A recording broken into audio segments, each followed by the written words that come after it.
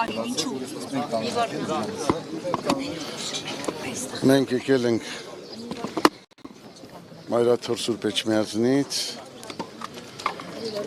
մեր հոգևոր եղբայրների հետ մեկտեղ որպես հոգու պարտք բերելու մեր զորակցությունը մեր ազգային մեծագործ բարերարին, ով 2 օր առաջ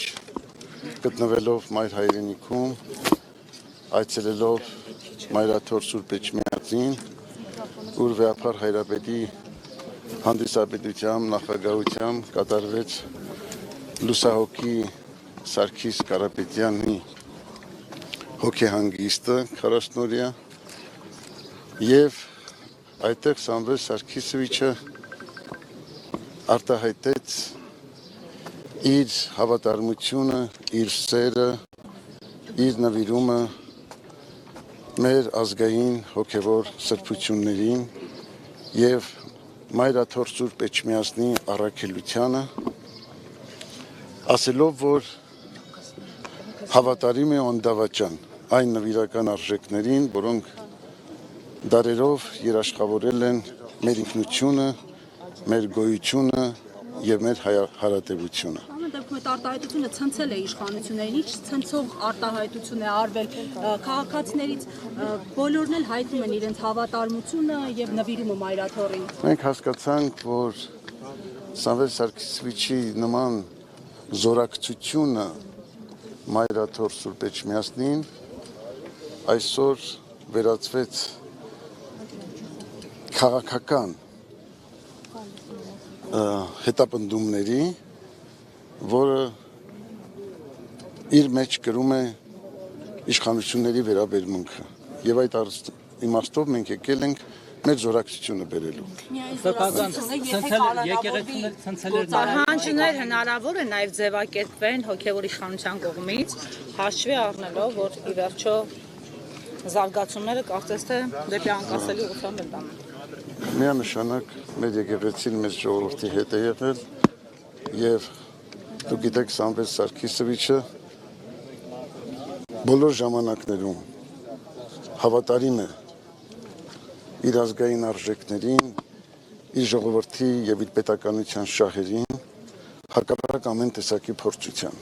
որովհետեւ նա ստացել է այդպիսի կրթություն, դաստիարակություն, բոլորդ գիտեք նա ում զավակն է, ովքեր են նրա ծնողները։ Եթե Սրբազան դուք էլ եք համարում, որ Նիկոլ Փաշինյանը պատերազմ է սկսել եկեղեցու դեմ, եկեղեցու սպասավորների դեմ, փորձում է ստուգել նրանց կուսակցությունից խախտել են, թե ոչ, ինչպես ինչ կգնահատական։ Մենք ոչինչ չենք գնահատում, ոչինչ չենք ձևակերպում, մենք այստեղ ենք վկայելու մեր սերը, մեր հավատարմությունը, մեր նվիրումը։ Այն մարդկանց, ովքեր կրում են այդ արժեքները։ Սամվել Կարապետյանը այստեղ հայտնվել հենց դրա հետևանքով։ Եթե Փաշինյանը եկեղեցու դեմ մարշապ սկսել, Սամվել Կարապետյանն էլ չէր աջակցել։ Դե մենք ասացինք, որ դա արդեն քաղաքական հետապնդումներ եւ նպատակ է հետապնդում։ Հիմա նաև ձեր կրեմլյան ձեռագիր կարող են տեսնել նաև ձեր այցի մեջ եւ խնդրում եմ պարզաբանեք ի վերջո ցանկացած հայ որտեղ որ նա ապրի, առավել եւս որ նա հոգեվոր կապ ունի եւ աշխատանքային կապ ունի ըստ էության նաև եկեղեցու հետ, չի կարող աջակցել, ինչու է դատապարտելի եւ քրեորեն հետապնդելի դառնում եկեղեցու կողքին կանգնելը։ Ես այստեղ եմ նաեւ որ բերեմ փոխանցեմ Ռուսաստանաբնակ 100,000-ավոր հայորդիների զորակցությունը, Ռուսաստանի եւ Նոր Նախիջևանի հայոց թեմի բարեպաշտ հայորդիների աղոթական զորակցությունը եւ նվիրումն ու հավատարմությունը Սամվել Սարգիսովիչին, ում ինձանից լավ գիտեք բոլորդ եւ գիտի ամբողջ հայ ազգը։ Ես կարծում եմ, որ ցանկացած ժողովուրդ, ցանկացած երկիր ուրախ պետք է լիներ, որ իր ազգը ունի նման զավակ, հայրենասեր, ազգասեր, Ուրախ էր Փաշինյանը մինչև 3 նաև պետականամետ, որը արտահայտել է այդ արժեքները իր բազում գործերով, իրագործումներով եւ այսօր էլ շարունակում է իրականացնել։ Սրբազան ժամանակ եկեղեցին պահանջում էր Նիկոլ Փաշինյանի հրաժարականներ, պահանջում տևական ժամանակ եւ կաթողիկոսը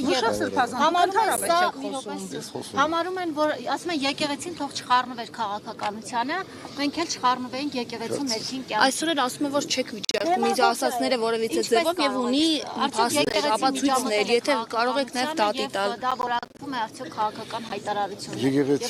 Եկեղեցին բազմիցս իր հայտարարություններով արտահայտել է իր կեցվածքը, իր վերաբերմունքը, իր մոտեցումը ժողովրդի ազգի հայրենիքի պետության շահերին։ Եվ դա այդ հայտարարությունները գրված են, հրատարակված են քաղցրած։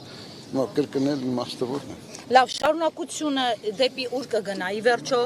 նաև Ռուսաստանի հայերը հնարավոր է միավորվեն, մի նոր ալիք բարձրանա։ Չմոռանանք Ամերիկային բնակվող հայերը արեցին Փաշինյանի համար այս հեղափոխությունը, որի պատողները վայելում ենք այսօր։ Ես կարծում եմ, Ներեցեք սրբազան հայր, մի քիչ այն կողմ կգնաք մեզ համար աշխատանքային։ Ես կարծում եմ բոլոր հայրենասեր, բոլոր ազգասեր, բոլոր եկեղեցասեր, քրիստոնյա հայրենիները չեն կարող այլ կեցված ունենալ։ Դուք այդ բաները տեսնում եք, մոտիվացիան կա, այդ